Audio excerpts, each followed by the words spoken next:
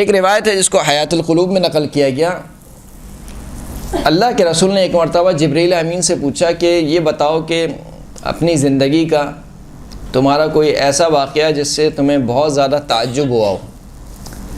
تو جبریل امین نے کہا کہ ہاں، ایک واقعہ ایسا ہے کہ میں نے ایک شخص کو دیکھا جو انتہائی عبادت گزار، اللہ کا بندہ، انتہائی زاہد، جو اللہ سے دعا یہ کرتا تھا کہ خدایا میری موت نہ آئے مگر سجدے کے عالم میں آئے، اور میں نے 400 سال اس کو اسی طریقے سے دیکھا ہے، یعنی 400 سال مسلسل اللہ کی عبادت میں مشغول، اللہ کی معصیت سے دور، میں نے اس کو دیکھا ہے۔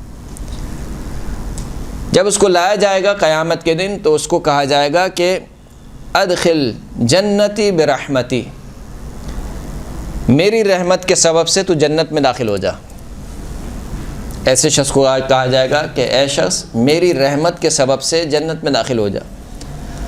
تو اب یہ شخص مڑ کر کہے گا کہ ادخل جنتک بعملی، پروردگار تیری رحمت نہیں، اپنے عمل کے سبب جنت میں جا رہا ہوں۔ یعنی سوچیں انسان کس قدر شیطان انسان کا پیچھا نہیں چھوڑتا ہے، کس قدر انسان مغرور ہو جاتا ہے۔ یعنی خدا کی بارگاہ میں کھڑا ہے اور خدا کہہ رہا ہے کہ میری رحمت کے سبب سے جنت میں چلے جا، یہ کیا کہہ رہا ہے؟ اپنے عمل کی وجہ سے جنت میں جا رہا ہوں، یعنی گویا احسان کر رہا ہے۔ یہ خدا ہے تیرا کوئی احسان نہیں ہے، یہ تو میں نے عمل انجام دیے ہیں، لہٰذا مجھے جانا ہی جنت میں۔ تو کہا اچھا یہ بات ہے۔ خداوند کریم فرشتوں سے کہے گا کہ ترازو کے ایک پلڑے میں اس کی ساری کی ساری عبادت رکھ دو، اور دوسرے پلڑے میں جتنی نعمتیں میں نے اس کو دی ہیں، چاہے وہ مادی نعمتیں ہیں چاہے وہ معنوی نعمتیں، ساری کی ساری نعمتیں دوسرے پلڑے میں۔ اب دیکھو کہ کون سا پلڑا بھاری ہوتا ہے۔ اب اللہ کی نعمتوں کا کیا تقابل ہو سکتا ہے؟ یعنی انسان جو بہرحال عبادت انجام دے رہا ہے وہ بھی اللہ کی دی ہوئی نعمت ہے۔ میں جو گفتگو کر رہا ہوں، زبان ہلا رہا ہوں، حرکت کر رہا ہوں، یہ سب اللہ کی دی ہوئی نعمت ہے۔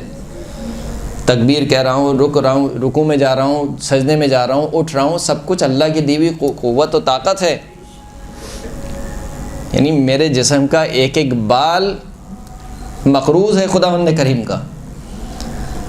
تو کہا کہ ساری نعمتیں رکھ دیں، کہا صحیح ہے، اب تولو۔ تولا تو ظاہر سی بات ہے کہ اس کی عبادتوں کا کیا مقابلہ ہوگا اللہ کی نعمتوں سے۔ کہا دیکھا میری نعمتیں زیادہ ہیں، تیری عبادت کم ہے۔ خداوند کریم کہے گا جاؤ اس کو جہنم میں لے جاؤ۔ اب جب وہ جہنم میں جائے گا تو جہنم میں جاتے جاتے کہے گا کہ پروردگار میں تیرے بارے میں یہ گمان نہیں رکھتا تھا۔ کہا تو میرے بارے میں کیا گمان رکھتا تھا؟ کہا پروردگار عبادت بھی انجام دیتا تھا، گمان یہ کرتا تھا کہ تو مجھے بخش دے گا، یہ تیرے بارے میں گمان رکھتا تھا۔ خداوند کریم کہے گا اس کو جنت میں لے کر جاؤ۔